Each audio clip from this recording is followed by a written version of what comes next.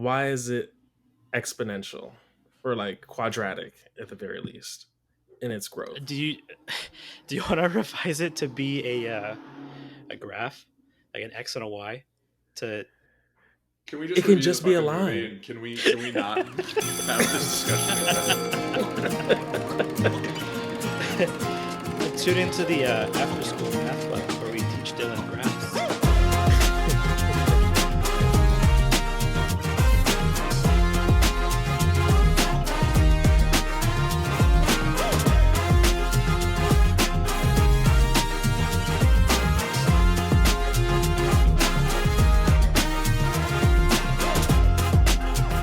Hey everybody, welcome back to the After School Cinema Club. One's up if you've been watching WrestleMania this weekend. One's up. One's up. We are the After School Cinema Club. I am Jose. I am the director. I'm joined by Dylan and Vaughn, writer and actor. Very special episode today. You know, every episode is special in our hearts. We've We're got like a lot to kids. talk about. Yeah, you know, thank you for showing up today. LAUSD funding gives us money if you show up or not. So, actually, please show up. Please go to school. Yes, please go to school. And also, I would feel so terrible if we were siphoning any money from LAUSD. Let them have every dollar, every single dollar. Yeah, we're just not let it sponsored go. by LAUSD. No. Although, if there were a grant that we, sorry. Anyway, go, ignore me. Today we've got a lot to talk about. We've got some news. Kingdom of the Planet of the Apes allegedly live action. A new Fantastic Four casting, along with Andor co-writer Bo Williams signing on to be a writer for an upcoming Star Wars flick. We've also got our spoiler and non-spoiler review of Monkey Man. Gentlemen, how are you doing this morning? I'm fantastic. It's weird to be recording this on a Sunday morning, so a little behind the scenes. We normally do these like Sunday night. It is 10 a.m. on Sunday, and it's a little bit just different energy. I don't know if it's going to be good or bad, but we're here. I'm excited because I am a morning person not by choice, honestly. I just am always up super early. So I've been up since 5:30, ready to do this Oh, thing. jeez. Because I'm a morning person. Do you wake up at And 5:30 like every day or most days? no. Today was a little bit earlier. I probably could have had one more sleep cycle in me, but if it's past 7 and I'm just stirring, something's probably up. I'm like probably super, super tired. Damn. Can I ask some not offensive question? Oh, please. What's with you old people waking up so early? My My coworkers are like 30, 32, 33, and they're also like, yeah, I'm up at like 5:30. I'm up at 6. Like, what the fuck? That's insane. That's insane. I woke up half an hour ago. Before made a cup of coffee. Before the old person speaks, it low key is super nice. It low key is super nice to get up like really early. So like on Saturday, I woke up at 4 a.m. on Saturday, but that's because I had to watch a soccer game. Like it wasn't like for normal reasons, but like it is really nice when it's just like you're up dumb early and you just have like so much of the day ahead of you. But like there are also plenty of times that like I sleep in until I would say like 9 or 10. But I'm gonna let the AARP member chime in now. See, no, okay.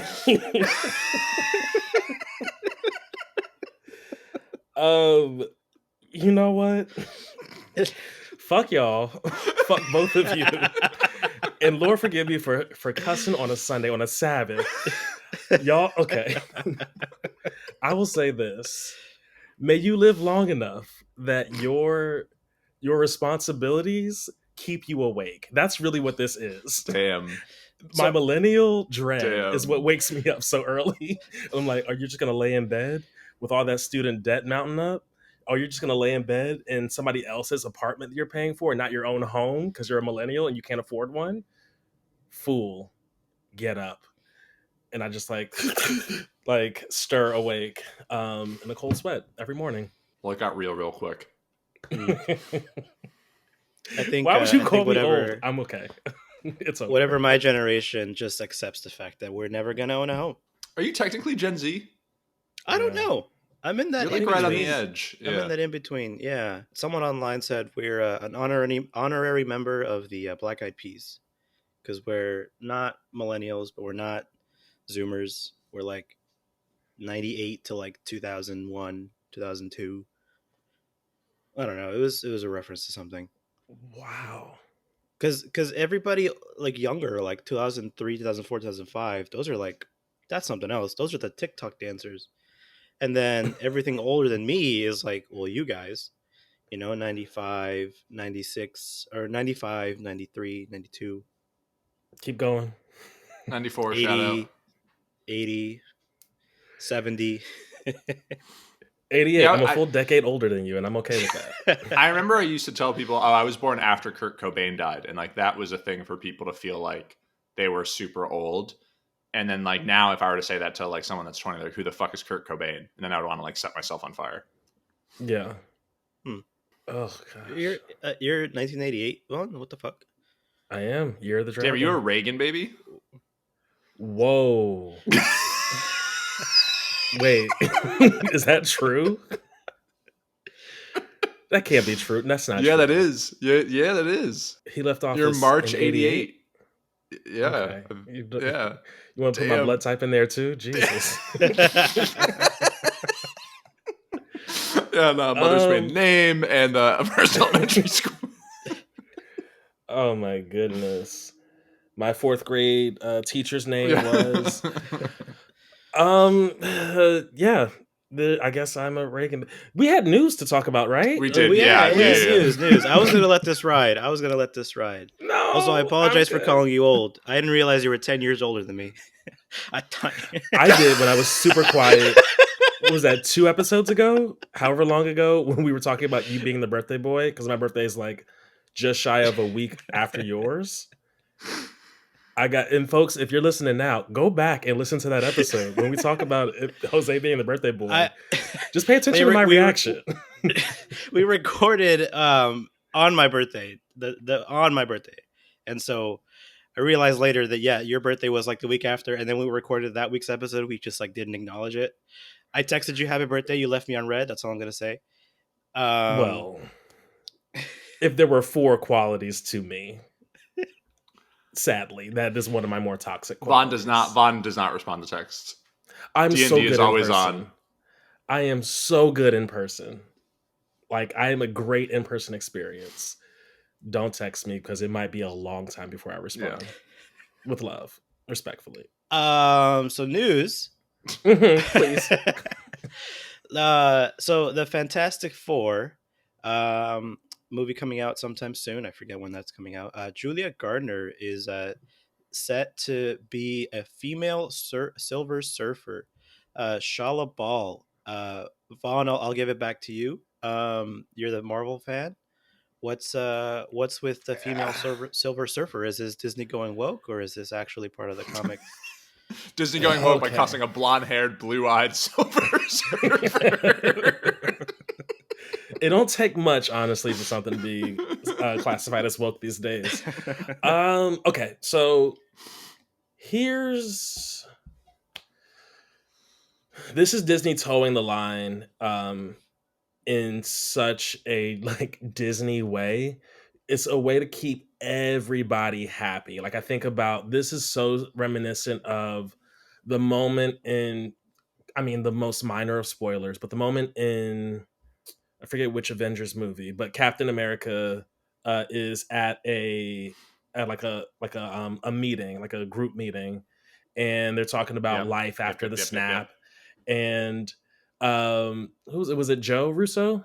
Yeah. But one of the directors, I think it was Joe Russo, shows up in the scene. And they're all talking about how they're coping, and he says that he went on a date with a guy. No, he says he went on a date, and he's like, "Oh, how was it?" And he's like, "Oh, he was great." Blah blah blah. And so it's like, I think that was our first There's canonically gay people in the Marvel universe. Literally.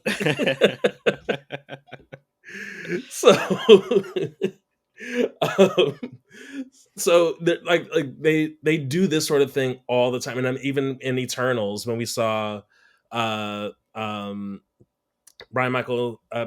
Tyree Henry like kiss another man on screen. That was like a huge thing. And when Loki admits that he slept with him, and it's not that like Shalabal is a queer character, but just to say that like they find all these ways to like just barely push the envelope and casting. So okay, the idea that Galactus has heralds, which is like, so Silver Surfer is a herald of Galactus, is like one of his main cronies.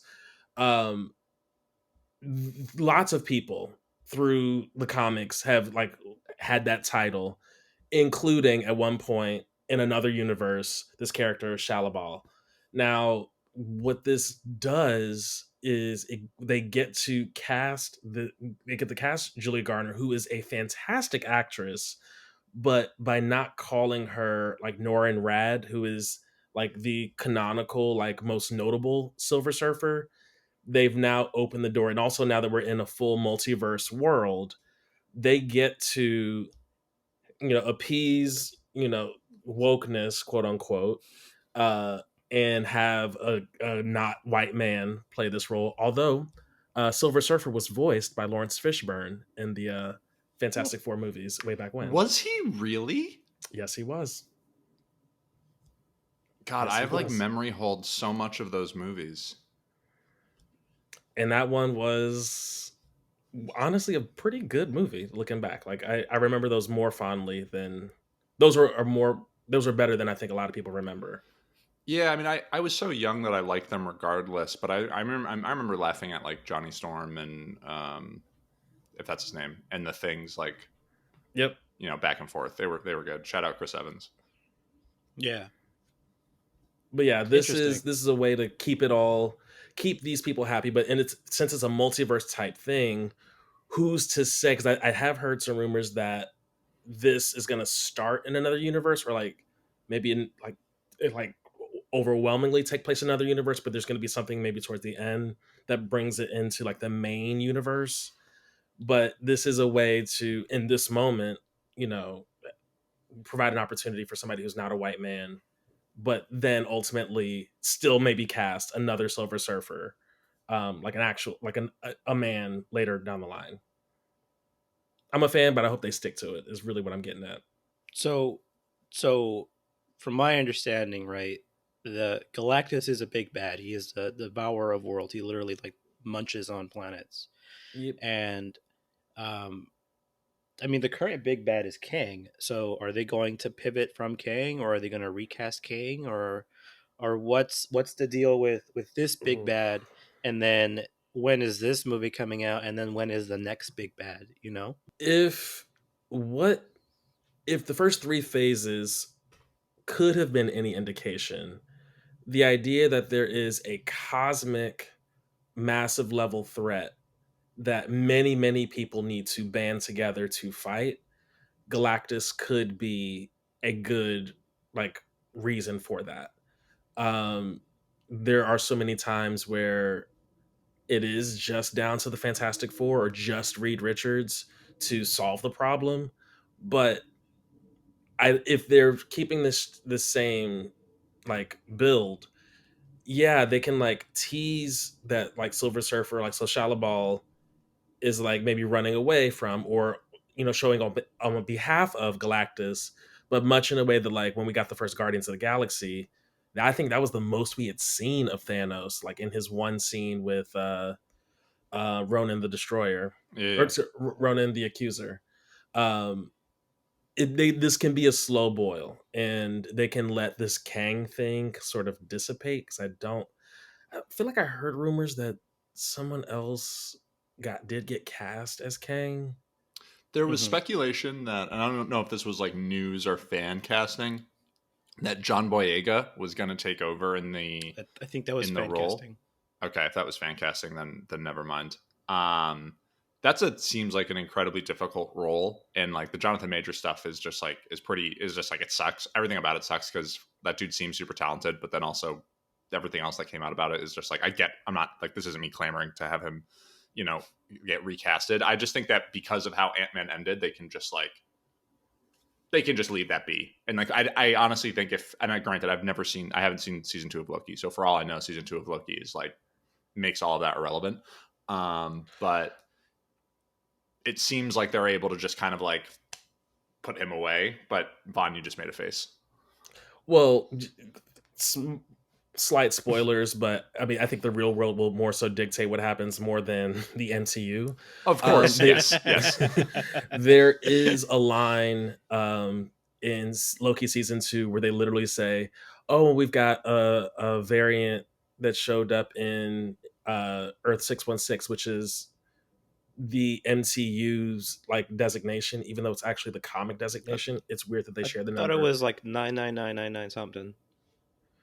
Um, Because Miguel O'Hara in Spider Verse is like, and don't even get me Yeah, started with yeah, Doctor yeah, Strange and Spider Man from 99999 yeah, yeah. 126 oh, 90210 8675309. I think Nine zero he's zero one four. is 19,995. I think is the number. Don't quote me. Um, in any case, there's a designation there. Let's just keep saying Um, numbers. What great podcasting. Yeah, 3.14159.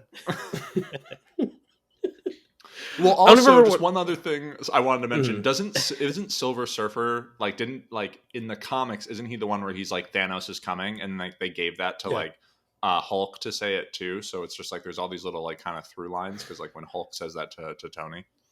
Yeah, I mean, and there's so much that they kind of makeshift like Frankenstein together. Like there's so much of what we know and appreciate and find cheeky about Tony Stark. A lot of that is actually Hank Pym's characterization, but it's going to be easier to sell, especially after the first success or the success of the first Iron Man.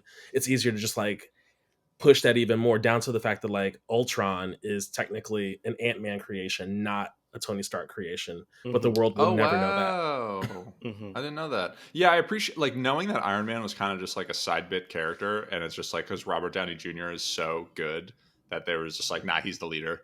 Is like that Yep. was really interesting to learn. The only thing I want to say about this Fantastic Four kind of movie, as being the person that's kind of like marveled out, this cast is so strong that I'm like, I am here for it. And I think it does make sense for them to be potentially in some other universe and then like somehow get like pulled in because it seems like they're going to be like potentially already in their powers, which I'm all for. I don't need another origin story. It's why I love the Batman, the fact that he's like already the Batman. I'm same thing with Spider-Man. We're already kind of seeing him as Spider-Man with the Tom Holland ones. Like he wasn't like fully there. I like that, and I think that we can have that. We don't constantly need all these origin stories. And if the rumors of Henry Cavill being cast as Doctor Doom are also true, like that seems like I'm all for this. I know Yeah. nothing about Julia Garner I haven't seen anything that she's in. I know like all of the shows that she's been in have been incredibly well received. Haven't seen one of them. So people seemed really excited for it, and I'm here for it. But I am like completely in the blue. It's gonna be. It has to be good. Like they Has to, Marvel has to. Marvel needs this to be good because the Fantastic Four is a beloved property. It is, I believe, the first official like Marvel comic. Like they're called Marvel's first family for a reason. So they have Damn. to Mm. take so much care in this. I mean, it's got like their chief villain, Doctor Doom. Stan Lee has said, and I actually was at a book signing where he said this. Doctor Doom is hands down his favorite villain that he's ever made, and so there's a lot riding on it, just from a fan perspective. On top of like needing to get it right, and also the fact that a lot of other properties have already done a great Fantastic Four movie, aka The Incredibles. But it's going to be important that they get this right. So they're doing a great job so far, casting incredibly talented people. I just hope they keep going and don't fumble the bag. Yeah, this is like it's so interesting to me. Like I think this is super interesting because this is basically the future of the MCU. Like if they don't get this right, obviously the movies are still going to come out, but it's never going to be taken with the same level of like kind of power. Whereas I think if this movie is really that good, I don't think it like immediately brings it back to like 2018 levels of hype, but I think you can right that ship and like start to put it on that path super quickly. And I'm really interested in that. Do you not think that Deadpool 3 would be a more important film to focus on? Because I mean, from what it sounds like, they're using Deadpool 3 to kind of like trim the edges and like get things back in order. And while I understand the importance of Fantastic Four, um, I mean, people are marveled out now. People were marveled out 2 years ago. Like Deadpool now being properly owned by Disney and given creative liberty and coming out as a hard R. Um, do you think that should be more of Whoa. a yeah? Whoa, dude. Jesus. Hey, we were all thinking it. You think that'll be more of a Sorry. problem or more of a focus? So I think they're serving two different things. Purposes? Deadpool 3, yeah, two different purposes. Deadpool 3 is gonna be Marvel's chance to say, listen, we get it, we hear you, and address all this, the Dylans in the world who are like have been marveled out and do take issue with a lot of the stuff that's happening now. um Fantastic Four is a way to pave the path forward. So I think Deadpool 3 is to make amends. Fantastic Four is going to be to move ahead. And it makes sense because a lot of the people who are marveled out are, folks who are, adults, maybe don't necessarily have families, because a lot of the properties have been so experimental over the last couple of years. Whereas with Fantastic Four, it's literally about a family. So they're going to be catering to the family dynamic. And I would not be shocked if we also see, gosh, what is the sister's name? But the Richards have kids. Is it Franklin and Victoria? Valerie? They've cast someone as one of the kids. I don't know Oh, enough about it, but they've cast someone as one of the children, and people don't know if it's like going to be a flash forward or if it's going to be like, yeah. But I remember reading up on that. I mean, from the poster, it looks like a period piece, right? Wouldn't it be like a 60s, 50s That's a good nuclear point. family kind of thing? TBH, and I guess this is the forum for it. I'm a little upset they recast Reed Richards. I liked John Krasinski. Mm, I mean, minor spoilers for Doctor Strange, but he's no Maybe he spaghetti. didn't want to do it. You don't think he'd want to do it? I'm gonna be honest. Like I think he would have taken the bag. You could have told me that like where Marvel was at in like 2020, 2021 versus where Marvel is at in 2023, 2024, that the brand has gotten a little toxic and that like potentially, especially like coming off the success of A Quiet Place, coming off of I think that's the other movie that he's doing, like that like half animated or what like kind of like CG-ish movie. He might just be like, I don't necessarily need to do this. I would have loved to have seen him as Reed Richards too. And I thought the Pedro Pascal signing, low key, I think that's a little weird. Love Pedro Pascal, but like I was a little surprised by it. That I think that maybe he was just like, nah, I don't need this. And it could be that like that seems like that might be a big role. Something tells me if this is successful, like this is like Pedro Pascal will be like not necessarily maybe like the new Tony Stark, but I feel like it's a thing of where he's going to be a massive character, and Krasinski just maybe didn't want to do that, especially if he thought it wasn't going to work out. Because like to Vaughn's point, Vaughn, you think that like Deadpool 3 is to get me back? I don't think so. I think I'm gonna watch Deadpool, and I will probably like Deadpool. Like I think that's like kind of its own standalone movie. I just think that's a way for Disney to be like, we can still make decent movies, y'all. Trust me. And like I expect it to be halfway decent. I think Fantastic Four is that's the movie that they need to win me over on that kind of a thing if they want any mhm. chance. Like the people that are out on Marvel, and even still, one good movie isn't going to do it. They're going to have to do it. Blade's going to have to be good, and like all of these things, they have to get so many ducks back in a row. And like I'm like actually I'm so fascinated by it. I really do think like this is such an interesting story. I'm tempted to like go even further in because I know we've been talking about this for a while. But I will say, within the framework of the Marvel universe, Reed Richards is as central, if not more, than Tony Stark. And I think it does, the timing did kind of work out where we did get, Tony had his run. And yeah, like Reed is gonna, whoever is Reed is, which, is Pedro Pascal at this point, is gonna be in it for the long haul. And I could see John Krasinski saying, "Oh, I could just be him in this one movie and be done and like have that fan service."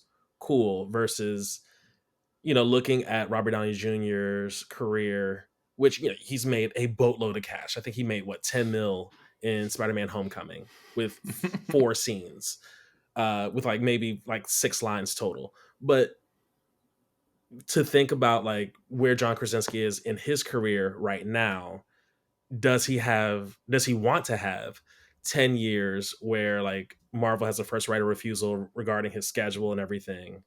Does he want to give himself up to that? And I could see him not wanting that at this point. Secure the bag, man. But I Listen, get I it. get it. I get it. Yeah, I that's actually a I tough can situation to be in for sure.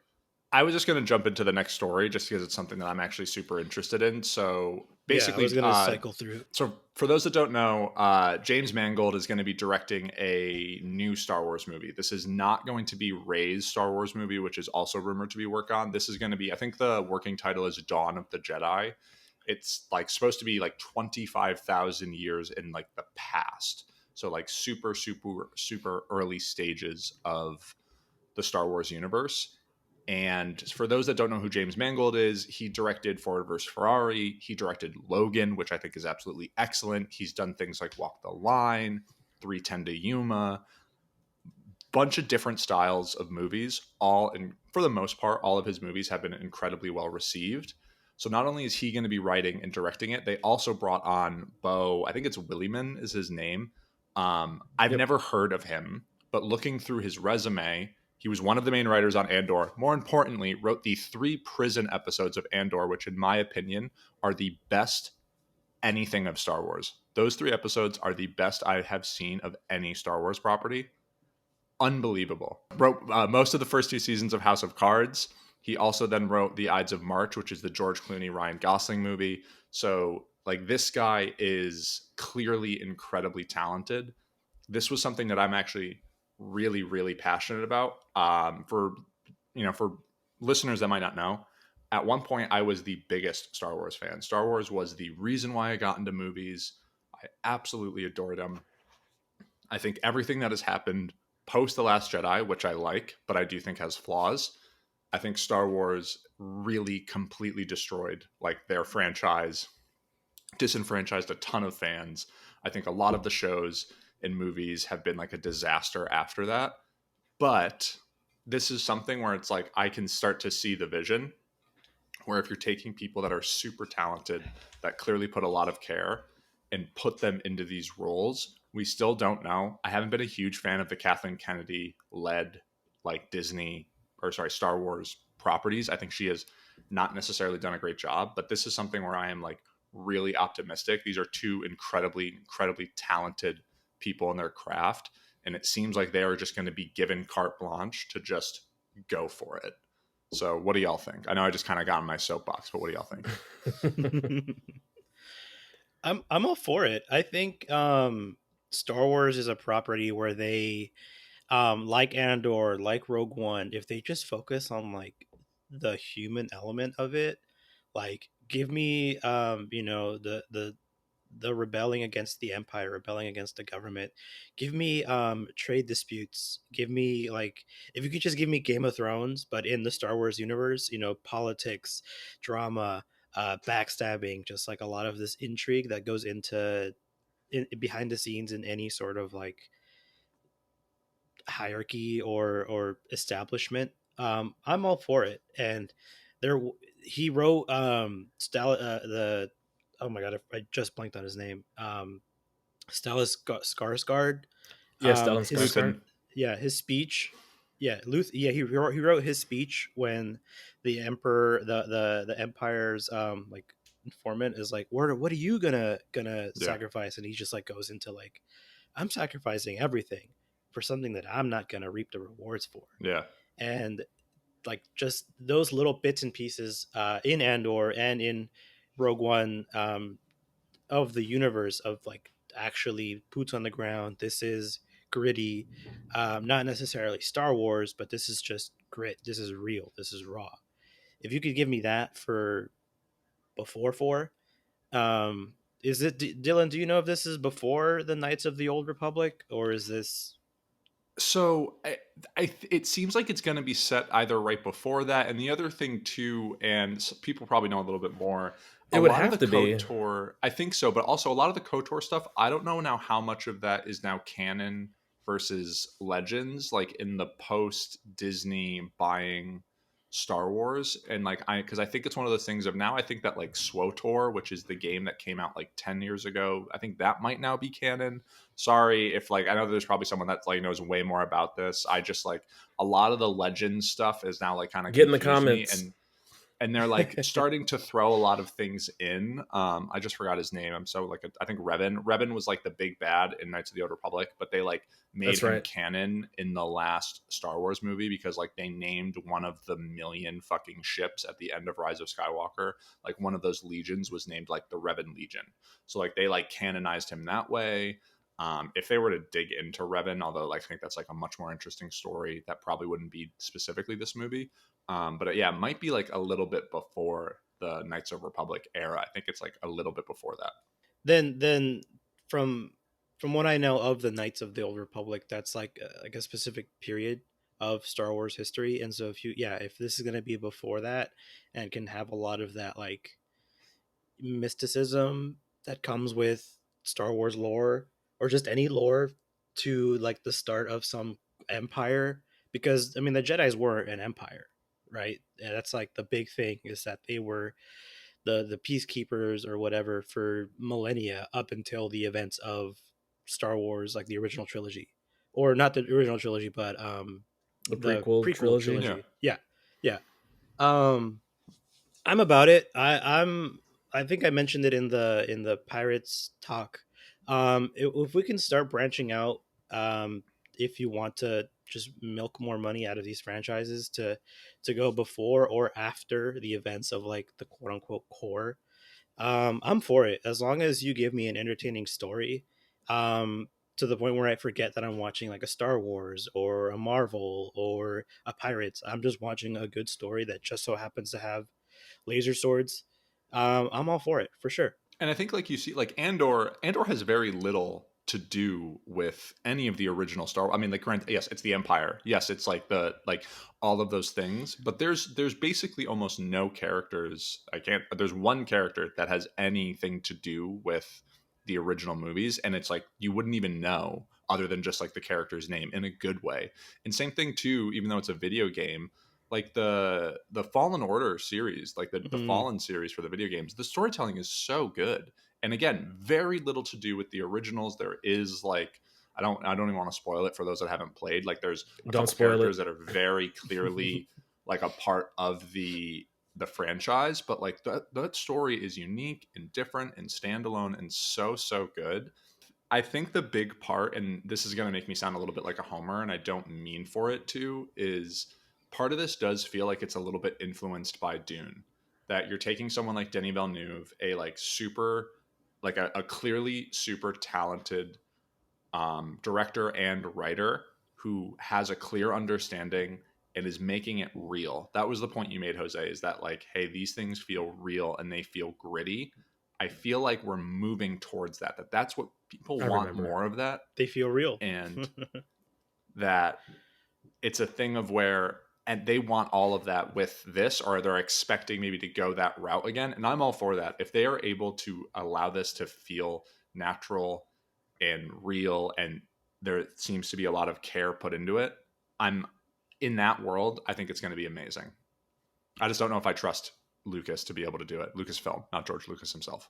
Hmm. I think I would say that they've known this for a while though, because like how many times has an auteur been given carte blanche with a franchise, and then just like knock it out of the park? I mean, you think back to the Nolan trilogy, Lord of the like Rings.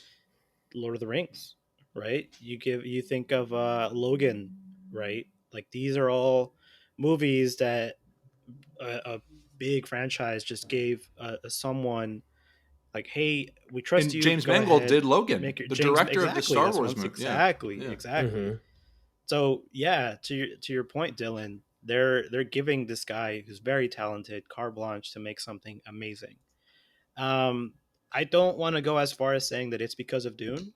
I'm Fair. sure correlation doesn't mean causation, because again, they've known that if you give auteurs the liberty to create something fantastic, they will go ahead and just make it, because Yeah. that's just like how talented these people are.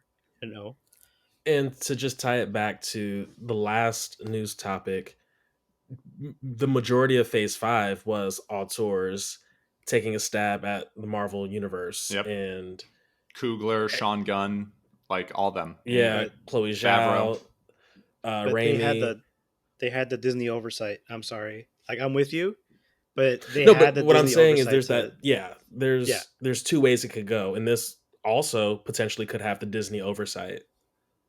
I totally Um forgot Star Wars was Disney. For a split second, I was like, no, Marvel's bad because it's Disney, and I completely But forgot that they're the I, same I thing.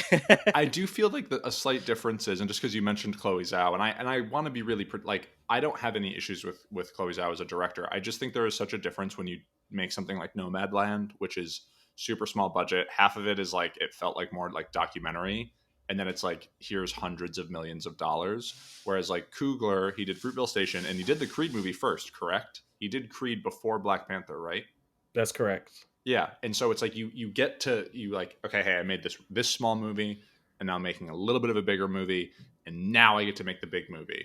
And it's just one of those things of like, I think that's very normal and natural for a director to go on those kind of steps. Like, sorry to bring it up again, like Denis Villeneuve made multiple movies, like increasingly getting bigger and bigger and bigger until he got to Dune. James Mangold, same thing. He did, I didn't mention it, he did the Indiana Jones movie.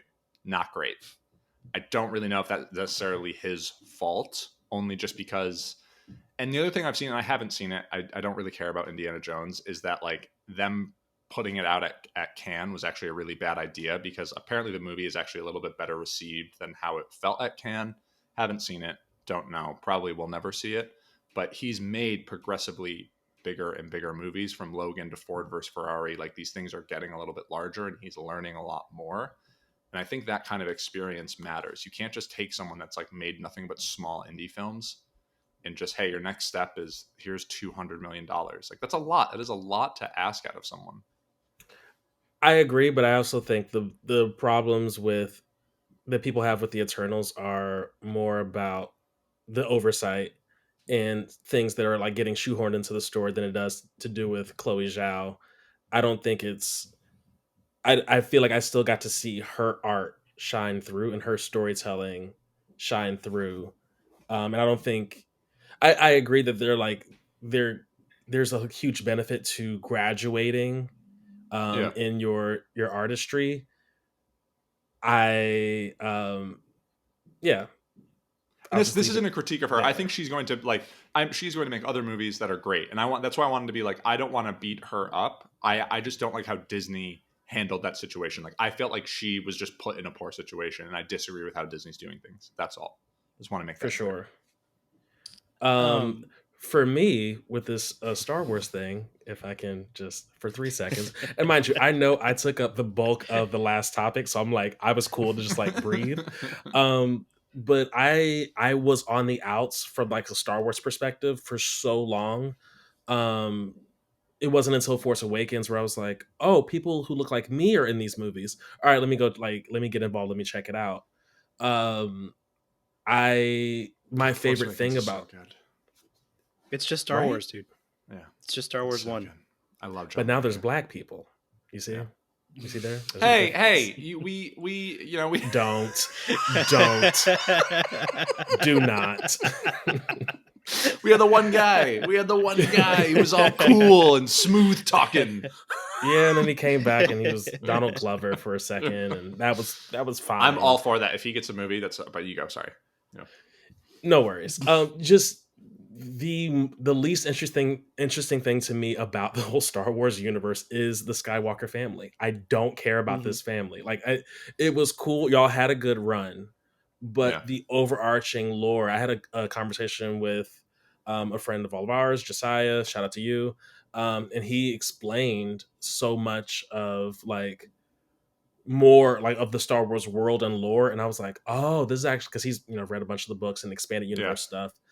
That stuff is interesting to me. That exploration is interesting. That like these people who are supposed to be peacekeepers wind up Yep. effectively becoming international cops, and they lose their way, and that's a part of like in the journey of the Force, and like yes, how the Skywalker family is a vehicle for the Force to kind of rebalance itself is interesting. But I do feel like as we talk about fan service and everything, they tend to lean so heavily on the stuff that's going to make people who are fans of the film from 77 and like that original trilogy, what is going to keep those guys happy. Let's make sure there's a little bit of that in there so that they don't yell at us, because they are um They're I mad would children. honestly say more toxic than Oh, like toxic absolutely. Marvel fans. Mhm. Absolutely. Like this, the Mhm. stuff ever, the Last Jedi fallout and like what the actor that played Rose went through is awful. You're Kelly allowed Marie to dislike Tran. the Last Jedi. You're allowed to dislike the Last Jedi, but like the way But that it see, was I don't think handled. you are, No, because yeah. Art is not subjective. Art is not. and here's why I'm You right. know. So The Last Jedi, and spoilers for this movie that is what, 6 years old now, Jeez, yeah, going on 7 six. probably. Yeah, Yeah, the point was like we all have a little bit of that special magic in here. Like anybody can have the mantle, which is to say, I think a part of why it was so poorly received, it was like, hey, douche, like white male douchebags, other people can be fans of this stuff. Anybody can like have a piece of this pie, and it understandably was met with a lot of outrage. I'm gonna take it a step further, and it's not even that. Like, it's I don't even think it's like, hey, white male douchebags. Like, people were mad that that Luke Skywalker was like in exile. Ryan Johnson didn't write that. J.J. Abrams did. He was in exile in The Force Awakens. He's doing the same thing that his master Yoda did, and it's like, oh, well, Luke wouldn't be like that. It's like, who taught him? Like, of this is the story that has happened and repeat. And like Ryan Johnson got the hate for just building on the story that JJ wrote. And there are other problems with it. John Boyega sidelined as a character. Like there's certain things that like happened that are like a problem. And this isn't to say it's only those things, but like Yoda saying we are what they grow beyond in reference to, like the idea of a master or a parent, and like those like that stuff is super powerful, super, super powerful. And if you dislike Last Jedi, we probably just, I don't know, you probably also really like Ahsoka, and you probably really liked Obi-Wan, and it's just like we probably just don't like the same stuff, and that's okay. That is fair. Dylan changed my mind a while ago and asked me to rewatch The Last Jedi, and I'm asking you guys to rewatch The Last Jedi. It's not bad. It's It's really not not. that bad. It's There's a not. couple It's faults. There's some faults. there, It's yes, so good though. but it's a great movie. It's great. The climax alone, you gotta rewatch it for sure. Um, Shout out to Blue moving Milk. on. Shout out to Blue Milk. We touched on Denis Villeneuve, and I'm sure Dylan's very excited. This is just Dylan's podcast, by the way, if you haven't realized it by now. After School We're Dylan just Club, here. baby. Dune Messiah confirmed. Dune 3 in the works. Rendezvous with Rama, Cleopatra, and Nuclear War, a scenario. What do these movies have in common? They're made by the same one guy, Denis Villeneuve. Dylan, as the reigning Denny fan, you know, you have the Nolan card, and Denny is like right there. I think you have to pick one, dude. Oh, I'm You can't Denny. double dip. Denny. I'm not like over That between the is two of absolutely them. fair. Between the two of them, Denny is far and away, like, I would say I'm more interested. I love Nolan and I love Nolan's movies, but between the two of them, I'm gonna go with Denny. And one of the main reasons is just to, like, as I can have my soapbox again here. is that After school Dylan he's Club. he's the hardest right now. Like, I don't think there is a more like a harder working director right now than Denis Villeneuve to put out Enemy, Sicario, Prisoners, Blade Runner, like Dune Part 2. All of these have come out within a decade, and the only reason why it wasn't even shorter than that is because COVID delayed Dune by the first year, and then also because of that they could not start the production of Dune Part 2 earlier, and because of how Warner Brothers is run, they wanted to wait to make sure that it made more money. And then Dune Part 2 got delayed another like 6 months because of the strike, which then also pushed Dune Messiah because Warner Brothers still didn't want to greenlight it. Like this guy is working on so many things at once. Not much known about the Cleopatra movie other than Zendaya is playing Cleopatra. I'm in. I'm all for it. I don't need to know anything else other than Zendaya is playing Cleopatra. Would love to see who they're going to have play either of, her love interests. Is a super interesting story. I'm all in. Rendezvous with Rama. I've never read the book. People that read the book really dig it. He said it's Arrival on steroids. Don't need to know anything more than it. Speaking of another Denis Villeneuve movie that I didn't even mention, Sign me up. I'm for it. Don't need to know anything else. The nuclear war one is just like, it's a nonfiction book. It's like interviews with people that actually know what happens if like a nuclear war were to happen. So I don't know what the path is, if it's just going to be like we're in a nuclear war and it's just a very realistic take on that. Like, I'm kind of for it. I trust Denis. I think that, he right now is the best big budget director working in Hollywood. And for Dune Messiah, like, I cannot wait. Cannot wait. I really recommend to read the books. It's going to go in a very different direction in an awesome way. I'm all for it. There are scenes that I have read that I cannot wait to see how he brings them to life on the big screen. I think it's going in such a different direction than I think what people are expecting, and I'm all for it. Can't wait. I yield my time. Let me pull this up. Yeah, I mean, he's great. What can I say? Dylan, Dylan's right. Dylan's right. Oh, don't sing that song too many more times. I will say this. I'm just grateful because, and I don't know if, and Dylan, you can speak to this.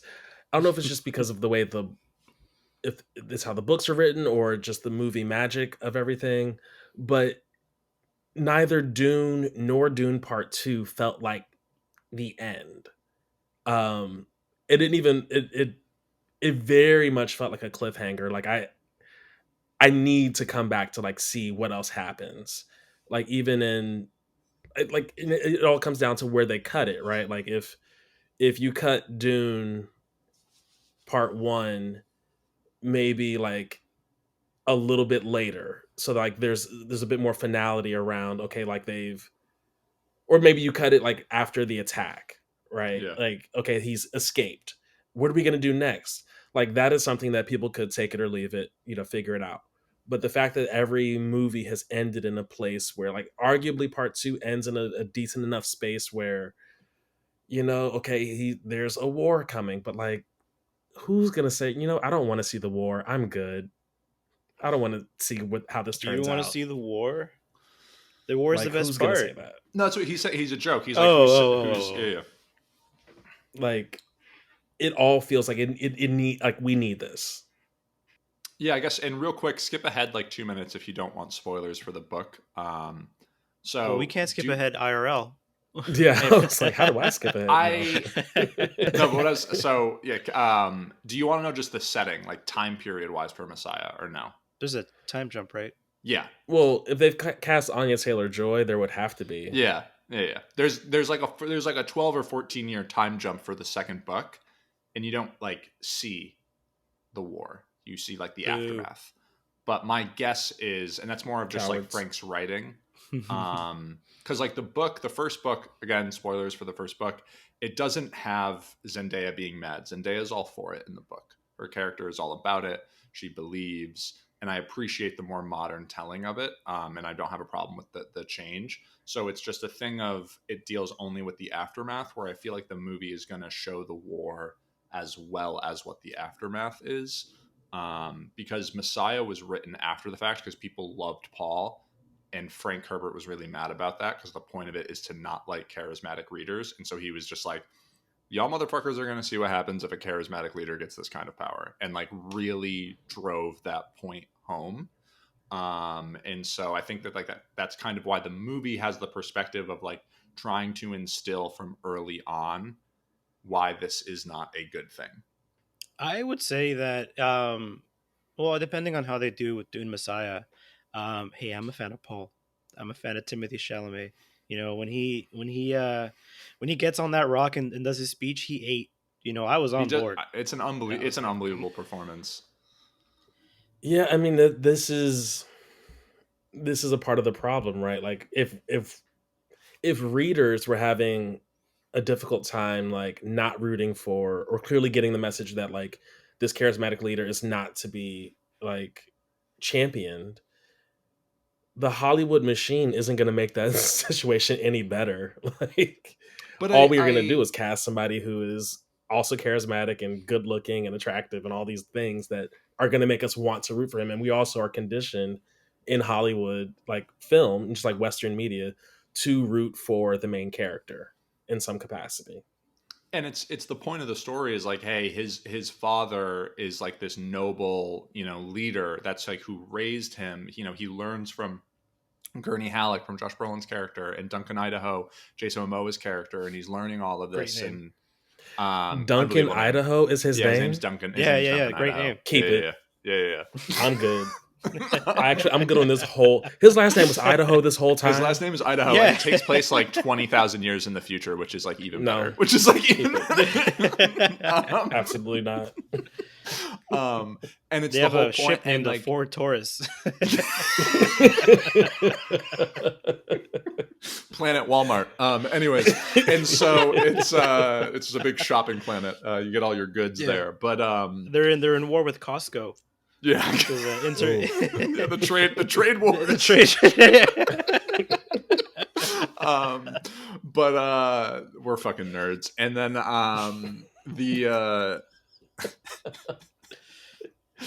the other thing too is like that you see super early on in the second movie when the mom's like, your father didn't believe in revenge, and he's like, well, I do. It's like, I believe in revenge. And it's like, oh well, shit, you've been raising this kid, and now he's in charge of, you know, he's going to be in charge of the planet that is where all the gasoline comes from, basically. Like, what do you think could happen? It's just it starts to like plant those seeds. Rewatch the movie this weekend. They So many little seeds are already being planted for Messiah, and I like, oh man, like I like just I can't wait. Nerd. Yeah, I know. Final news story, and man, this is going to be a long episode. It Um, is gonna be a long episode. uh, Kingdom of the Planet of the Apes was shot almost entirely on location. So this is something that I kind of want to, press X to doubt on, just because if anybody knows what CGI is and what it entails, sorry, let me rephrase that. Not CGI, just like computer graphics in general, visual effects artists. Like these people are completely shit on by modern Hollywood standards. They are just supposed to be these magical elves in the background who can just fix things. Like that's just not how that works. These We'll guys, fix it in these are post. It's fine. yeah, no, these are talented individuals. These are artists who have to painstakingly like make the movie work. And when it doesn't, they get the shit for it, but when it does, they don't get the praise for it, which is horrible. Absolutely, absolutely. Horrible. Um there's a quote from the Collider article from the director Wes Ball. He's like, that to me was the most surprising thing about this process. We probably had one blue screen on set for the movie. Most of it was shot on location. Yeah, the actors had like funny blue dots and a camera, but eventually they just kind of forgot about it. And like, sure, if you are filming in that way, the actors are going to just forget that they are in these goofy suits and just be involved in the acting, because that's that is acting. You are just immersed as your character in your environments. But it doesn't sound like it would be too much of a good idea for these artists. What makes, in my opinion, what makes graphics so um, impactful is the lighting. And while you say you shoot outside, you obviously have the one light source, the sun. But if you don't cast the shadows or the color grade, or just if you get one thing wrong, the entire shot falls apart. Um, while I appreciate the actors reacting to actors and reacting to environments, that does give for a more convincing take. Like, how many times have we seen somebody like underperform because they're looking at a blue screen, right? Like, I just saw a clip from like Infinity War where Scarlet Witch is seeing Wakanda be like destroyed, and she's just so like underwhelmed. Yeah. And then she Yeah. even Yeah. said herself when she saw the movie, she was like, "Oh my god, was that what I was supposed to be reacting to?" Like, I would have had a way different reaction if I saw Yeah. that, Yeah. Yeah. right? Um, I'm sure the acting for acting's sake in Kingdom of the Planet of the Apes will be fantastic. I'm not too sure if the graphics will they'll play their part. Um, have y'all seen that like IMAX trailer that plays before movies? I know, Vaughn, you try to avoid trailers, um, but have you guys seen it at all? When went and resaw Dune, they showed an extended scene of Planet of the Apes. But yeah, Pavan, I'll let you go. Um, I have been, and I just want to say when I caught Monkey Man, which we're gonna get into a little bit, I actually was running way behind. I was like, oh no, I'm gonna have to like rewatch this because I think I might miss a scene or two. I got to the theater 28 minutes after the showtime. They just were wrapping up Nicole Kidman's like speech because here they are. And like then it was like and then it went into the like whole Dolby like here's why sound is incredible here. And I was like, why am I half an hour late and still kind of It's early? This is a disgusting. problem. It's Mm-hmm. disgusting. Mm-hmm. Um but yeah, I have seen that whole like Dolby or even IMAX, if I catch that format preview, they are being a lot more intentional about what content they're showing. I think they're being smart about how they tease upcoming projects during that time. Um I as an actor, I'll say this. I would much rather have the materials in front of me if possible. Um I can also say that when it comes to having to interact with things that are not actually there, like I think about, I don't know if it was something from Lord of the Rings, but when they had to interact with any like monster or something, Well, you're Smog, acting against, Benedict Cumberbatch's yeah, character. Yeah. but he was He he was was there, right? CG'd for that, like he was like crawling on the ground and stuff for that.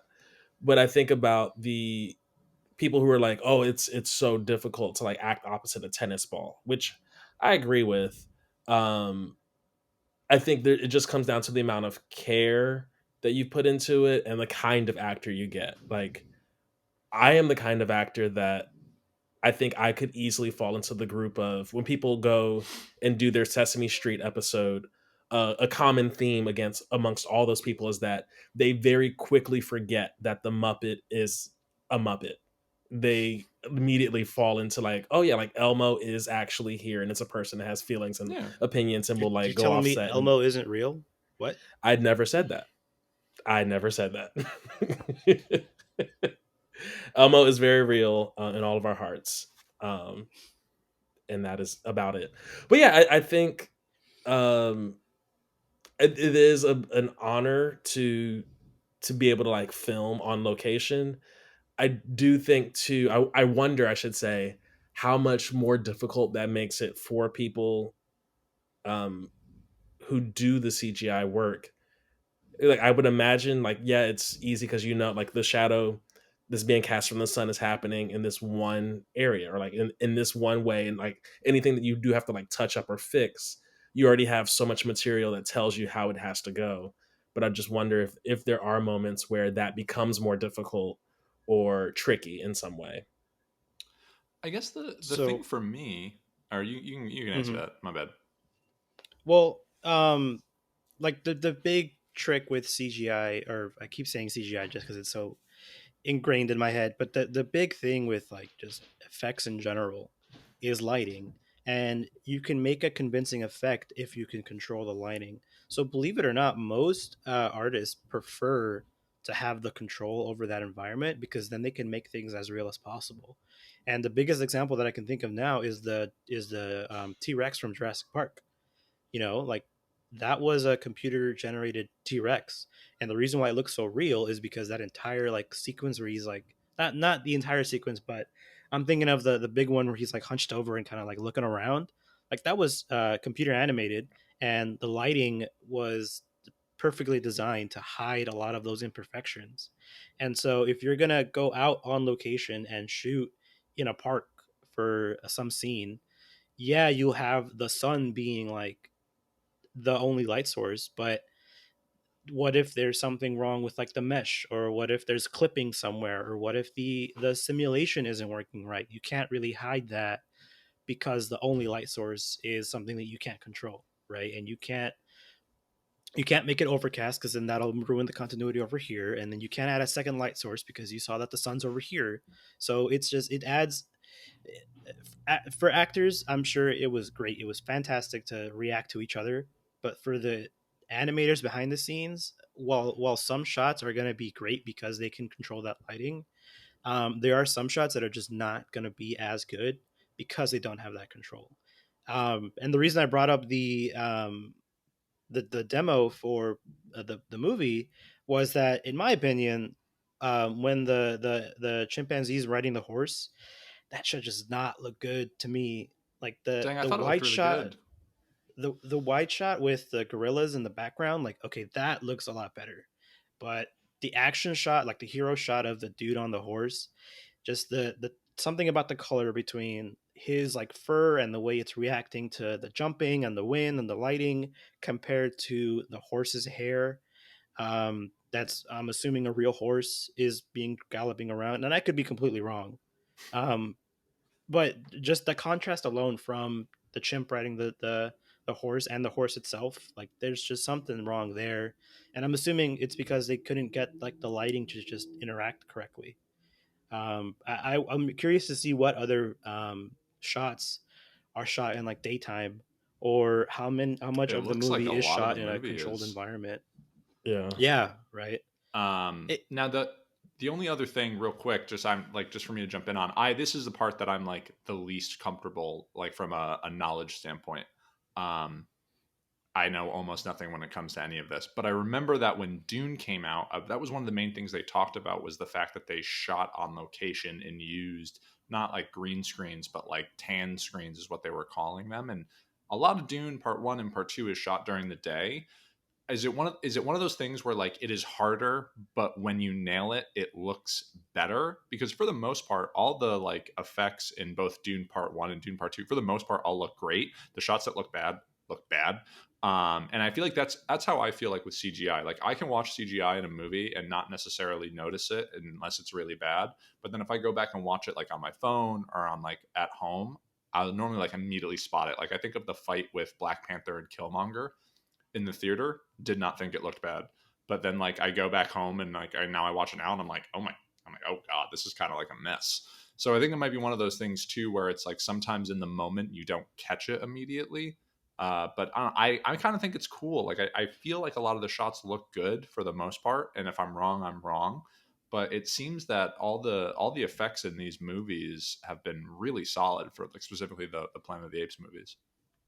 so with a lot of the effects in most like major motion pictures, it's for like background stuff and kind of like menial stuff, right? So I think in Dune 2, that scene where like it's Paul and Zendaya are looking over at like the horizon. I think there's only like a couple sand dunes like IRL, and then the rest of that is all just filled in. And so in like great wide shots, computer graphics are just so much more impactful because it's not Hmm. something that you're necessarily drawn to. Um, in something like Kingdom of the Planet of the Apes, you're going to be looking at monkeys for 90% of the movie. And if their like facial rig is off, or if their lighting is off, or if something is off, like The whole sure you'll thing be in falls apart. the whole thing will fall apart in certain areas, right? um to your point of like filming on location versus like doing something over in CG, you kind of have to have um all or nothing, in my opinion, because like you think back at like Ford v Ferrari, right? And it's like, oh, like these super close like action shots, like oh my god, like this is so much tension. Those were all CGI. The the cut of like you know Christian Bale driving, like sure that was in person, but the rest of it is all computers. And like again, that's it looks good because the animators have complete control over what's going on. But if like say a director is like, no, I want this to be this certain way, or oh no, I want this to be something else, or they shoot something and then when they're reviewing the footage, they're like, ah shit, we fucked something up. Like this does not look right. This is this, and then they task the animators to go ahead and fix it. Like that's just not going to work out, right? I think with the Civil War airport scene in the Captain America movie, like I that is to me is the tip of the iceberg to when just Marvel graphics just goes down, because RDJ's floating head over his suit is just so jarring to me. And I noticed that in Mm. theaters, and I've been noticing that ever since that movie is just like so bad, because RDJ just refuses to put on a suit. You know, you look at behind the scenes footage, and it's just him with like the like the mocap suit with the blue dots, and like he just doesn't put on anything. He just like acts and then expects people to put things on top of him, but it just looks so bad. Because you compare that to like Iron Man 2, for example, where he was actually suited up. That just looks so much more organic to what Iron Man should be, because it's a physical prop, you know. I didn't know that. Yeah, That look out makes for it. sense though. The floating head effect is real. Look out for it. Damn, I will. I will not, because Civil War is one of my favorite Marvel movies. Oh, it's So so good. sorry It's about so it. good. It's so good. We're gonna watch it next Yeah, well, week. you killed my mom. All time. All timer. All timer. Monkey Well, Man? hey, let's get into the second half of the episode. Monkey Man, Dave Patel's is it his directorial debut? Yes, it It is. It is. is Wow, what a indeed. great way to start his director career. A little bit of history. This movie was just supposed to come out on streaming. Jordan Peele saw it and was like, "No, this needs to be released," and he pushed for Universal to release it. I saw something this morning. I think it just opened for. I think it just made about $10 million. That's what it cost Universal to purchase the movie. So it's it's working for sure. I think Jordan Peele is now becoming more of a he has a lot more power in the industry now, because I mean with three great movies to his name, people are going to listen when he says something, and I think this proves that like, yeah, he will, if he believes in something, he'll put his money on it and it'll perform for sure. um Initial thoughts, guys. We typically break these up into non-spoilers and then spoilers, so we'll get into what we thought first, and then we'll get into some, you know, nitpicks and nitty gritties. I just want to start by saying, if you had told me, let me think, 15 years ago, that the Post kid from Avatar. is that post Avatar? Actually, that might be right on the edge of being post Avatar. But if you just told me that the kid from Slumdog Millionaire and one of the guys, not even the main guy, but one of the guys from Mad TV were gonna come together and make an action movie and like produce and release an action movie, I'd say you're smoking crack. This far and away, it just speaks to how much growth both of them have had in their careers to this point. And I can say initially, this I'm a fan, huge fan. I enjoyed the film through and through, because we get a chance to explore we get a chance to explore familiar themes in unfamiliar territory. At least for me, like Monkey Man on its surface is a revenge movie.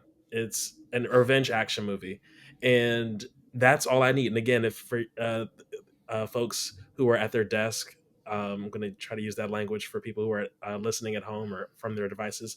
For those of you at your seats, you know that my rubric is, what are you trying to do? What were you trying to say? And then how well did you say it? And for this to be a revenge action movie, I thought they did so well. Um, we're clearly living in a post John Wick world as well, because the fight choreography that has crept up post John Wick, I honestly would say John Wick 2, I feel is like when it really ramped it up. But post John Wick, the action in action movies, like you have to step it up. I think I was kind of reminded of, only because we rewatched it recently when it was in theaters, but Tenet, like some of the action in those scenes. There's a minor spoilers. There's a scene. There's a fight that takes place in a kitchen. That fight scene reminded me of the fight scene here in Monkey Man, in that it's all of the action is so visceral. It's incredible. Huge fan, huge fan. And how did the soapbox get here? Somebody please speak. I dug it. I think it's I love Slumdog Millionaire. I think it is an unbelievable movie. I've always kind of loved Dev Patel, even though he necessarily hasn't, like, I feel like he hasn't had like a ton of work recently. The only thing I can really think of recently is Green Knight. Um, I loved the John Wickness aspect of it. I love that it was political and like unabashedly political. Granted, I know nothing about politics in India. I know nothing at all. But it felt very pointed, and I don't know how much of that was just like if he was drawing connections to the U.S. or if that was like what's currently going on in India. I don't really know. But I did appreciate that it was like very much, there are some stances and points made in this movie in a good way, and it doesn't feel forced. It doesn't feel like, you know, oh, like look at this. Like I'm sure it will somehow get involved in the culture war in some standpoint, just because this is 2024. But it's one of those things where I feel like that this movie, it yes, there are those chances. It didn't take it in a way that was, in what I felt, disingenuous. It all felt real and natural. And on top of all of that, like I have one major nitpick, which we'll talk about in the spoilery section, but I really dug it. I have almost very few like real notes. Just a great movie. Go see it. Loved it. Yeah, I think this is an absolute win. For again, I guess to introduce it, Jordan Peele. Um, maybe start listening to him. Studios give him money. People like understand that this guy is no longer a comedian. Like, this guy is a filmmaker. This guy understands his industry, and if he was willing to bet his money on this movie, and it's successful, then like maybe he'll go into producing more things. Right? It was nice to see the Monkey Paw production in something that wasn't his, because he put his name on it for sure. um I went into it thinking like, oh yeah, it'll just be like the Indian John Wick, but it was a lot more than the Indian John Wick. It was raw. There was real, to touch on my points from earlier. Like, it just felt so genuine, to Dylan's point. Like, it was so immersive, so just like, man, without getting too much into the spoilers, honestly, a very good movie. I would say honestly, a classic, uh, a classic, somewhat timeless. Just given a lot of the political like subtones. And I was doing a bit of research before we hopped on. Um, I'm not sure how much more of the political subtext is being, brought up in conversations or in, reality. I don't know if this is meant to be like a activist film, maybe not necessarily like forcing that message down, but maybe just giving someone's personal anecdotes as to what's going on in his country. But it was great from just an action movie standpoint, from a political standpoint, from a story standpoint, from a human standpoint. It's such a good movie. One of my favorites of this year by far. right behind Dune 2, unfortunately. Let's go. I will There say as was well. oh No, you go. I was gonna segue into potential spoiler territory. If you want to keep it non-spoilery, I'll let you go. Well, just one other small thing that really stood out to me. I spent a lot of this film kind of like wincing and like there was a lot of body like shoulder shimmying from me because of how visceral it was. And like this is, by the way, So a rated visceral. R movie.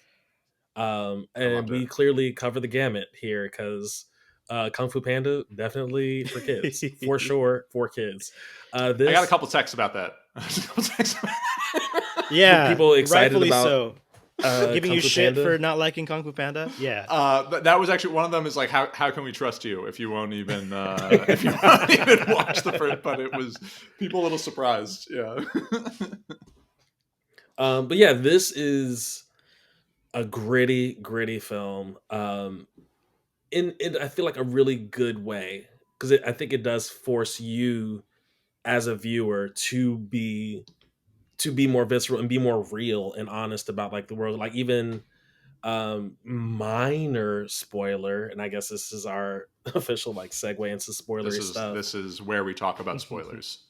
um the fact that he's in this ring, in this fighting ring, and he's meant to take the fall all these times, and he keeps getting shouted at by what was that, Charlton Copley, uh Hmm. his character who's like the announcer guy. The fact that he's like more blood, more like we need to see more blood, like maybe, and like he's like kind of coaching him into how to take the fall and how to like literally like bleed for this thing you say you want. Um, I loved all of that. I think it played, and it wasn't gore for gore's sake or like visceral just to be visceral. I think there was a deeper message happening there. Absolutely. Yeah. As someone who is not afraid of gore and who plays like violent video games, this had me at one point go, "Oh my god!" Like that is, I've seen some shit, and some of the stuff here like was just equally so jarring to me. My girlfriend was she's not a fan of gore, and so she was like watching through her like hands and like through her fingers, um and just like seeing her reaction, I'm just like, oh yeah, this is great. But then to catch myself also like kind of hiding behind myself and looking over, and she's like clearly just like not enjoying, like not looking, um it speaks volumes to just how gory this thing can get. Honestly, the one that stands out is the fight scene in the elevator when he like uses his hand to or his mouth to stab the dude through the throat. It's just like Yes, he just keeps going and just like, oh my god, dude, and like twists it. yeah, Jesus. And the scene like in the other brothel when he's like biting at the Oh, he dude like bites his and nose like off. yeah, like bites his Yeah. nose Yeah, off, and then like he like swings the fucking axe and like just like hits the random guy just in the throat. Like yeah. poor guy's just trying to get out of the brothel and just catches an axe just to the jugular. Although that guy was walking so casually, just like Fair, ambling along. fair, fair. I mean, with everything going on, I mean, you're in a brothel to start, like there is some sense of like numbness to it. If he was walking away, he was just like, "Oh, I'm not gonna fuck here. I'll go fuck in the other corner." And so, you know, Yeah. I mean, for all I he also knows, it's some guy being like, "Stop touching my wife," or who right? even Yeah, knows. like I'm sure that's a common occurrence. Par for the course. Yeah, I loved a few things. One, I loved the slow burn nature. Loved just like the constant like just like it was just a crescendo, crescendo, crescendo. There's like one part that you think is the climax, which I felt like was too early. When he like attacks when he goes to like attack him the first time, I'm like, oh really? I was like, we're already Yeah. doing this. And like that was just like it's like small little nitpicks I had where it just like it felt like I don't know if I like that he failed, and then like after he failed he like then had to come back again. It almost lost me, but they did a good job of kind of bringing it all back. And then also just like not the world building, but just when they just show all of how, I guess, whatever the city is. I don't know if it's Mumbai or New Delhi or what It's a city, fictional city. fictional city, but I guess Yeah. it's just like when they have just like how they show like they steal the purse and like all the different like hands that it goes through and just like this whole like underground network I thought was really cool. It was just like I dug all of those scenes.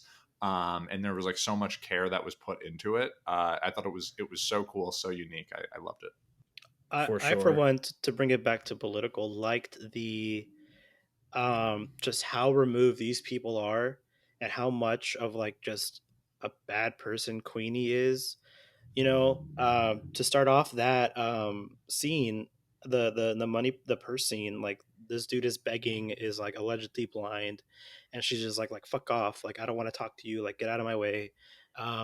There's that wide shot of like the slums with the skyscrapers in the background, and even Dave Patel's character is like, they don't even look at us, like we're just so far removed from their day to day that like we could just be not here, um to go into their like gentrification and like their deforestation, like that's, again, we're in spoiler territory, but that's like the spoiler, that's like his motivation for going after the man. They took away his home, they killed his mom, they are so oblivious to the fact that these are people, that these are the same people. You guys are all Indian, you guys are all the same, and yet you are so treated as like so completely different. And a lot of that motivation, I feel like could have been a bit more like not fleshed out, but there are bits and pieces before you get to the big revelation in the middle of the movie when they go through the proper flashbacks. I think a lot of those flash backs in between before the big revelation could have been dealt a little better. Like I think the opening scene is a lighter or a match with like the crown emblem, and so I thought that Hmm. that was Dave Patel. I thought that he had that, and I thought that that was something that he was like, that was his memento to like remember what happened. But no, it was just a shot from the before, and there are a lot of other shots of that crown where you're like, oh, okay, does he have possession of that? Oh no, this is something that happened beforehand. You're just flashing back to a memory that he had.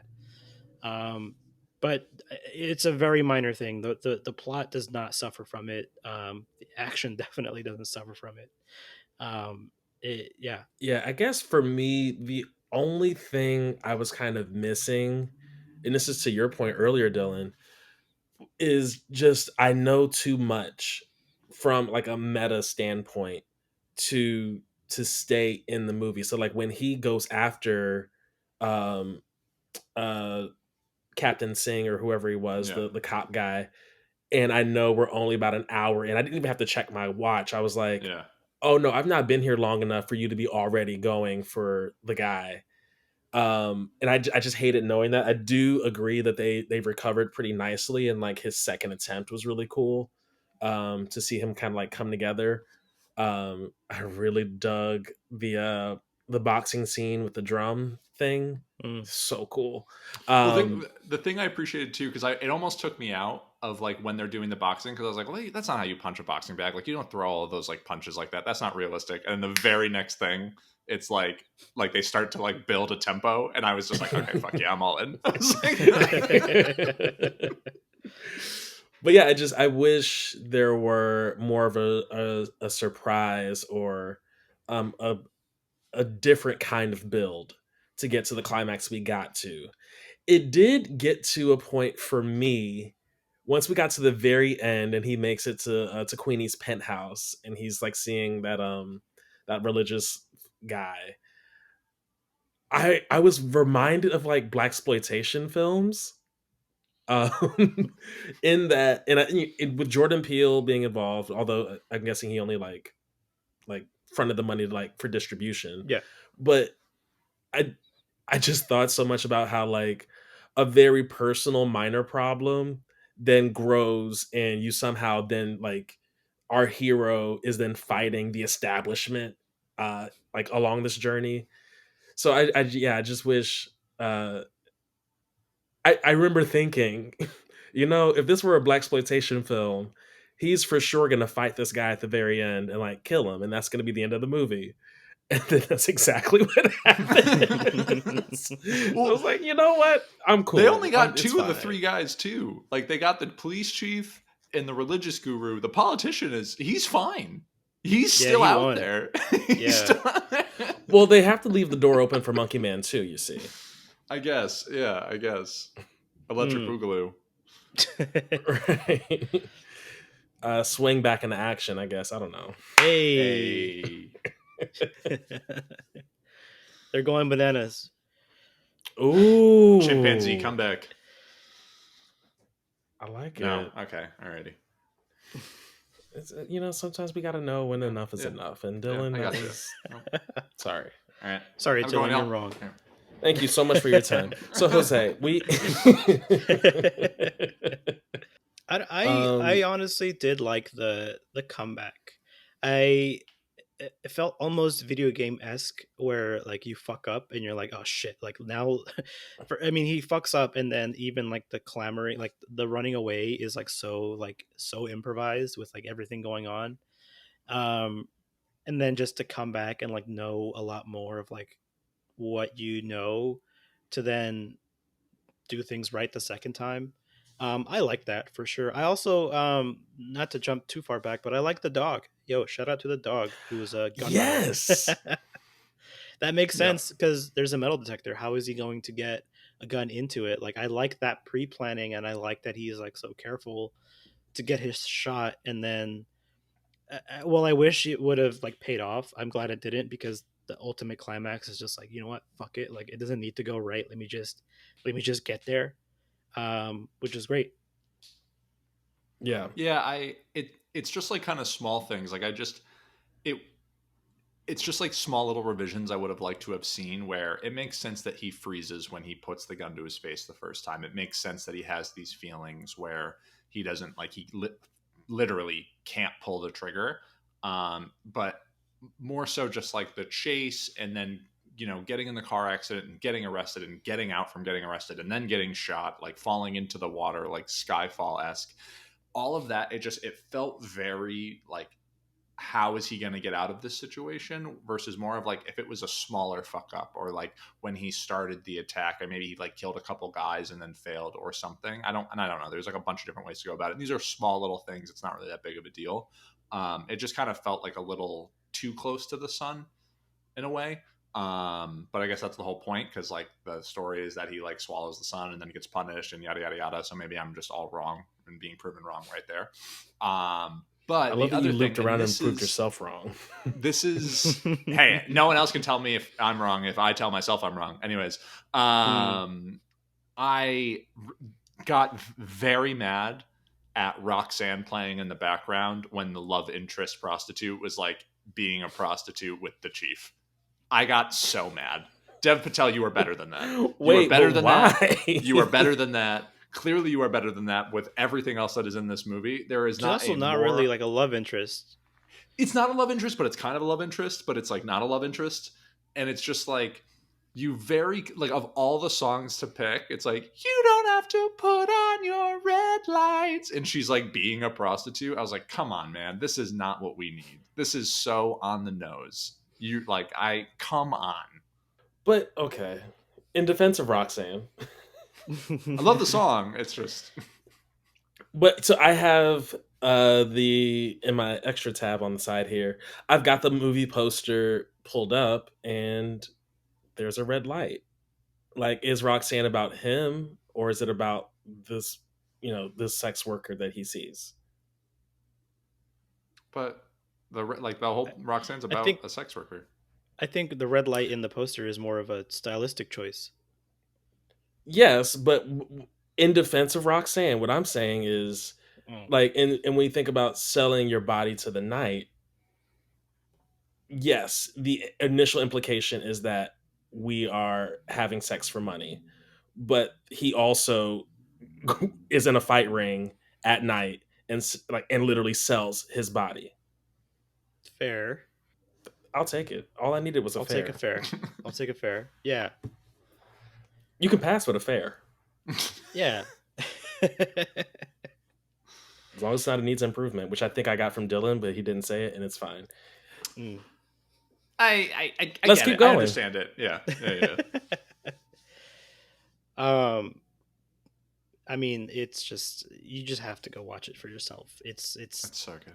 2 hours of just great cinema. Yeah, honestly, Is it peak it cinema? oof, is it peak cinema? It could be. It's up there. I think so again, going This into not it being peak thinking cinema and fucking Kong Godzilla New Empire being peak cinema, we gotta. Kong Godzilla is peak fiction. Peak fiction. Dune 2 is peak cinema. Shout out to the Titanic guy. Goddamn. James James Cameron. Cameron? James Cameron. Yeah, he's on record saying this Dune 2 is Yeah. peak cinema. Yeah, he did say that. Yeah. No, I again going into it thinking it was the Indian John Wick. I just expected 2 hours of just John Wick, but in India. So I appreciate the like the grounding of it in the first attempt at John Wick, and then just the climax being John Wick. Um, because I guess maybe the whole movie being John Wick would have been stale, but there was a lot of like visceralness that came with like the punches that like made it feel real. Or not, I keep saying feel real, but just made it enjoyable to watch. There was a clip on Twitter that they posted about it was like the kitchen scene, not the full kitchen scene. There's just a clip of the kitchen scene, and just watching that and being like, oh shit, like this is what that's gonna be. Like I'm on board, but then that didn't really deliver until the end. Um, did kind of like I was like, okay, come on, like let's just I'm here to watch action. But then in that waiting for the action, I do get fed a lot of this other context, and I'm like, okay, you know what, this is fair because now his motivations are justified.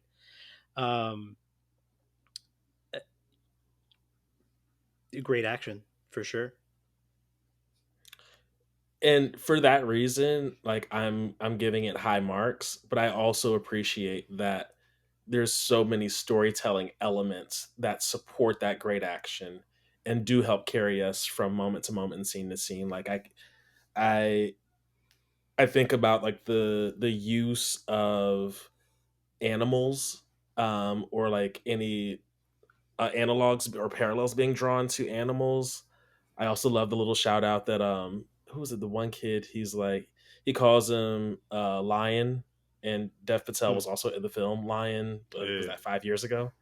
Um, and then we have Charlton Copley's character, whose name was Tiger, and he's the Monkey Man, and he even has that dog. And I love so much that not only do we get the different animal, and we like see like the like natures of people and how they treat others, but also how that then plays into the narrative, in that like he like going back to that ride where he's like, look at them, they don't even know us, like we're not even a part of their world, talking about all of the people who are in the slums. And I think in a lot of ways the dog bringing him that gun does help represent that, like the people who are downtrodden, the people who most would ignore. And like I think there's a couple of scenes where they're like, leave that dog alone, or like in his little montage of like training it to sit and then ultimately fetch. um that speaks, that helps thread the needle a little bit more for me. And that's what helps separate it from being John Wick, because John Wick is great, it's action movie, there's an assassin guild, and they're all after this guy and he's gonna kill them all. Cool, I don't need much more than that. Fantastic. But here we got, this guy is on this revenge path, and here's the like socioeconomic context in Yeah. which he's gonna do it in. Yeah, it had all the John Wick action with a really interesting and like pointed story, and that was very well written. There are like small Mhm. little writing like issues that I had, but it's not about the actual like story itself or like the messaging behind it. The messaging, I nailed it, like completely hit it out of the park, and I really really dug that.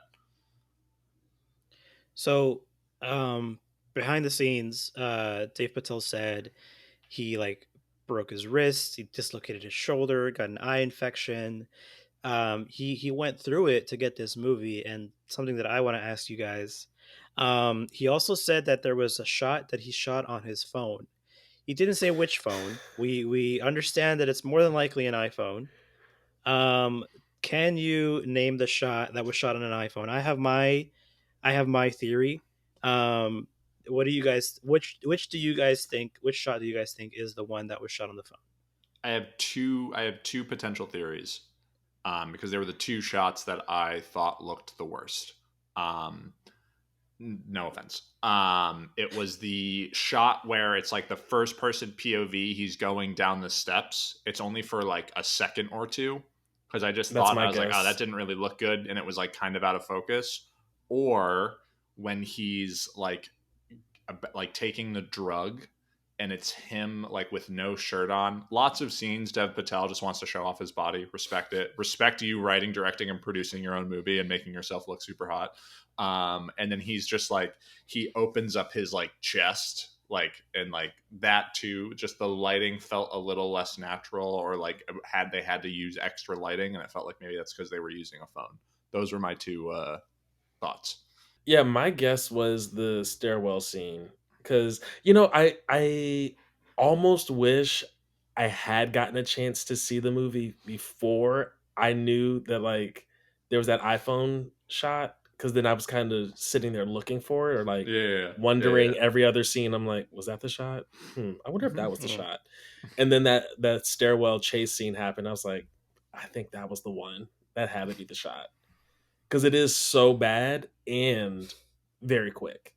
Some of the shaky cam stuff is rough. That's the only thing. Some of the all in general, some of the shaky cam stuff, I was like, this is I took it as like an artistic choice because it helps you feel more like, unsettled.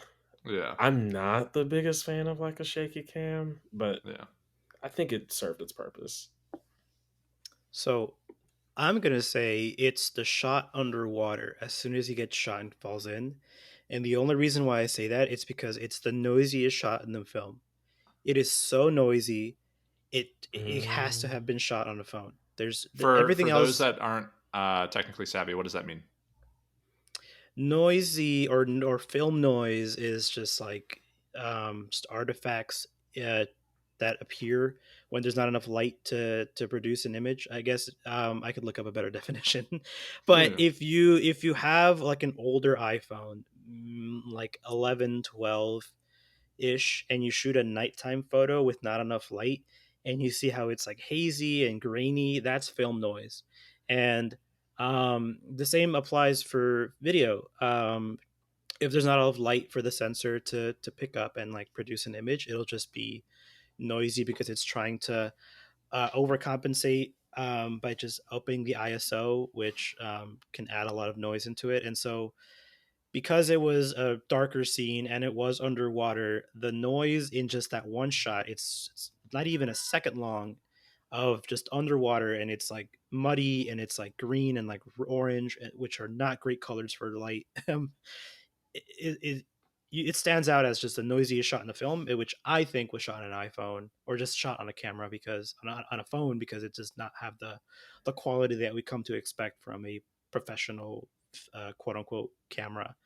The stairwell scene I will chalk up to shaky cam, um, just because I mean there is a lot of shaky cam. There are a lot of perspective shots that just don't look the greatest in my opinion. Like the tracking shot of the dog doesn't look that great to me. While it does make sense, it just doesn't look good to me in my opinion. Yeah. The shaky the down the stairs feels like they just walked down the stairs with the camera. I don't think that was shot on a phone. If anything, a phone would have done it better because of the image stabilization that comes on iPhone. So to that point, since we're getting a little bit in our technical bags here, the reason I suspected the stairwell shot was because of the tracking and the blur. So I thought, okay, at best, and I'm thinking about like my own, I have an iPhone. Like, okay, they have at best 4K at 60 frames per second, which is going to look pretty smooth. But when you got so much happening, there's still going to be some stuff lost. And because there was the difference, like I think, you can something like this, you would probably shoot. well, it's probably shot in 24. Yeah, Yeah, I mean that's the movie standard. But for that action, you would want to shoot it at a higher, especially with all Maybe. that Yeah. movement. Yeah. Yeah. I'm It not. I'm was my not. Yeah. thought.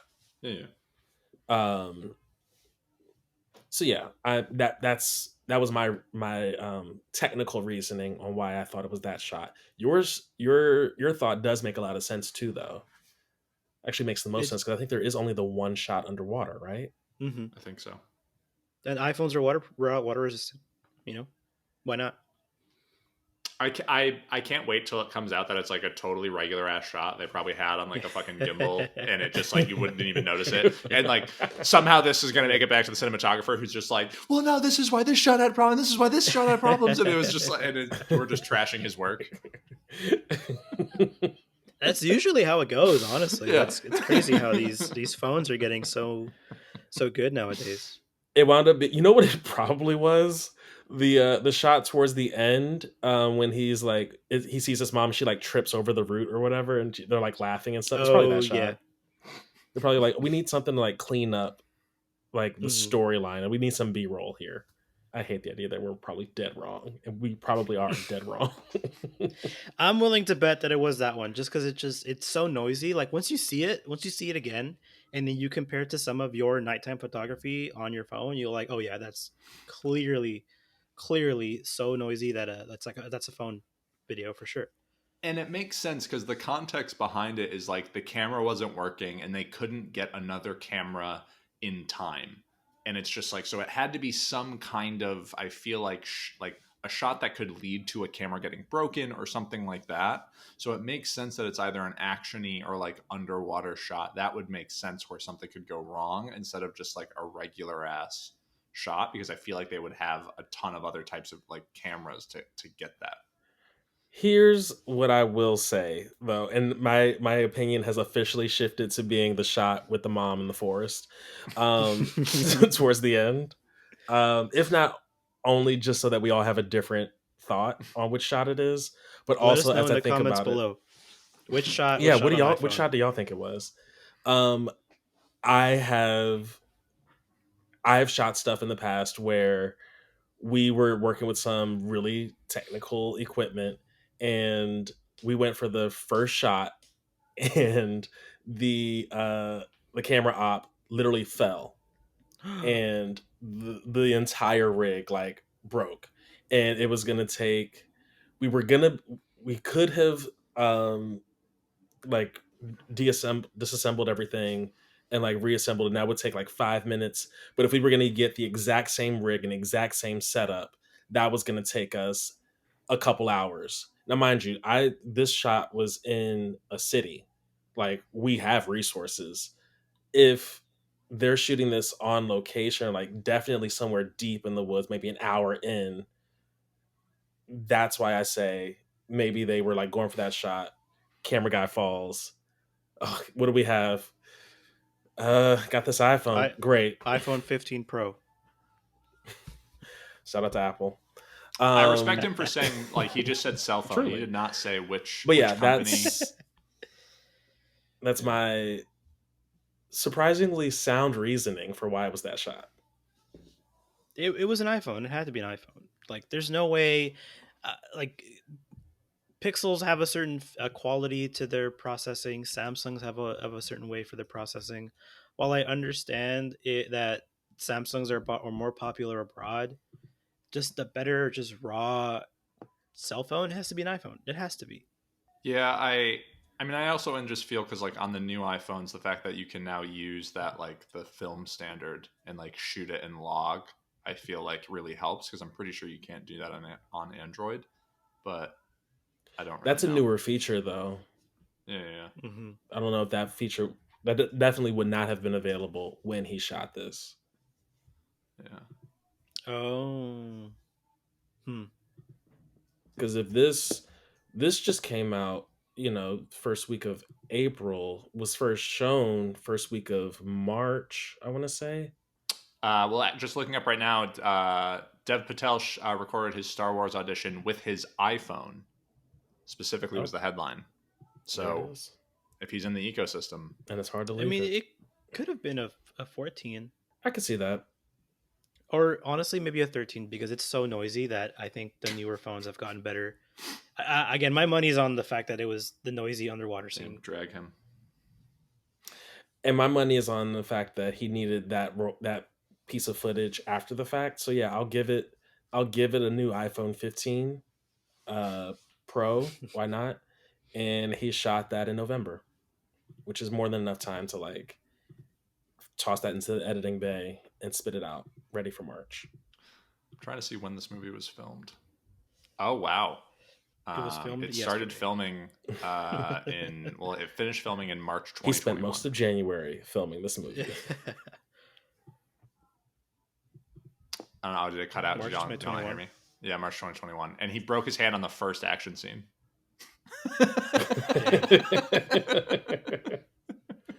Nerd. That's funny. Netflix paid $30 million for the rights to the movie, but then they grew concerned about the film's political commentary and how it would perform in India, so then they started to shop it around. Fucking losers. Cowards. Weenie Hut Jr. Yeah, that's, oh my god. I mean, that just goes back to Netflix's poor money making decisions, right?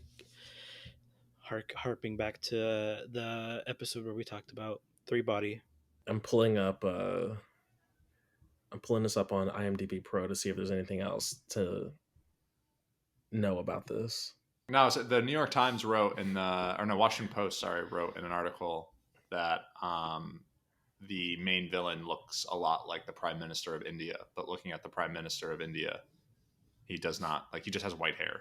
Like, it's not, he doesn't look like him. And then you have to wonder who wrote this article. What biases do they hold? Like, I'm gonna send a photo into the group chat just so y'all can kind of have this reaction of like, this motherfucker does not look like the villain. It's just an old Indian dude with white hair. Just sent it so we can have a live reaction on the Patiently pod. waiting. Oh yeah, no way. Way. He looks like the politician for sure. But he doesn't even look like just the villain. barely. Yeah, no. He looks like the politician if he got older. And knowing the political like subtext of it, I wouldn't be surprised if the casting was deliberate to make him look like that. I mean, no. Just no. I'm not even gonna try to like entertain this. No. Yeah, It does not look like him. I don't think he looks like him at all. It is another brown man. That is the only similarity. Yeah. Is that it? That's it. Well, we gotta grade it. Oh yeah. Yes. Hey, by the way, thank you guys for watching our Instagram reel. Thank you for saying that I am right for once, even if it's not in the podcast. I read the comments and I'm cooking. That's all I'm saying. The people have spoken. I am right. Universal acclaim. Mm-hmm. It's sticking. It's staying. Okay. It's staying. I'm gonna do both. The rubric makes sense. It's the parabola that I really take issue with. That's my only thing. Because it goes up and down as well as left to right, you know? And I get that, but why is it exponential or like quadratic at the very least in its growth? Do you want to revise it to be a graph, like an X and a Y? To it can just be a line. Can we not have this discussion again? Tune into the after school math club where we teach Dylan graphs and parabolas. I will give this movie honestly an A-. And on this chart it would get a natural 8 out of 10. Not a negative 8 out of 10 where it was like so bad it was good and then I still enjoyed it, but I think it's good and I enjoyed it. 8 out of 10. Yeah, I'm in the same. I'm at a B+, and probably like an 8.4 is what I'd probably like put it at. Yeah, I'm gonna split the difference and say solid 8, solid B+ as well. So taking one mark from both of you. It was a great movie. Definitely watch it. Highly recommend it. Also, because there's always an opportunity to for extra credit. This movie would have the opportunity to get, what did I say, A minus. Mm-hmm. Yeah. You can get the full A if you restructure that middle section where he doesn't, where he like goes for the one goal we know he has. If there's some restructuring where we can more clearly understand how everybody is so closely linked and involved, you get the full A from me. Yeah. And just take out Roxanne. Find a different song. uh, Give me a longer climax.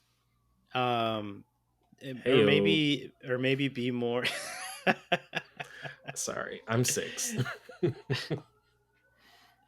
Maybe give me more like hero shots of when the community shows up to have like the big ensemble fight scene. There are some, but give me more if they are meant to come back and play this heroic um like piece of the puzzle. Yeah, we saw them kind of sneaking around in the garage, but like show me more of their them climbing up and catching up to Dave Patel, the Monkey Man. I agree, because then we could have done some cuts where like one of them slams a guy into a wall, and then we cut Mm-hmm. to Devs, having slammed a guy into like a table, and then we like bring the shot up, and then yeah, there's like a lot of potential there actually. Mm-hmm. Or maybe more teamwork. Like there's that one scene where he encourages one of the women to come punch the bag, and then she like flexes. If there's more of like a I'm building an army type thing, or maybe it was meant to be like, oh, he didn't expect them to show up, but they did show up anyway. In which case, again, still give me more of like, okay, these people actually are ruthless and here to fight. So let's see that. Yeah, I took it as I guess they did train just because they did show the one person punching the bag. So when they all showed up, I was like, oh, okay, I guess they were training with him. And I didn't think it was like wildly out of character for them. I'm I'm sure glad he some didn't people kiss will the when it love gets interest. same, same. I'm glad that it like handled where it was because I was like, they have no actual chemistry. He's just like seeing this attractive woman and is just like, I wish you weren't a prostitute. Which is it's a little cliche, but I appreciated that it did not advance any further. Same. Well, thank you guys so much for listening. Thank you guys so much for joining us. Don't forget to like, follow, and subscribe. Follow us on socials. Those are going to be in the show notes. Um, Gentlemen, very special episode today. Very special episode next time. Any closing remarks you want to leave for the peeps at home? Thank you all for listening. Continue to give feedback. We're going to be reviewing Civil War next. I cannot wait to see this movie and talk about it.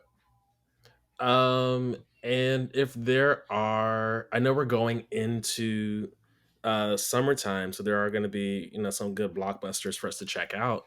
But if there are some cult classics or favorites of yours that y'all want us to opine over, let us know. We could maybe do a special episode where we take a couple fan requests and maybe we could do some rapid fire reviews from some stuff, or dedicate full on episodes to reviewing uh, already existing cinema.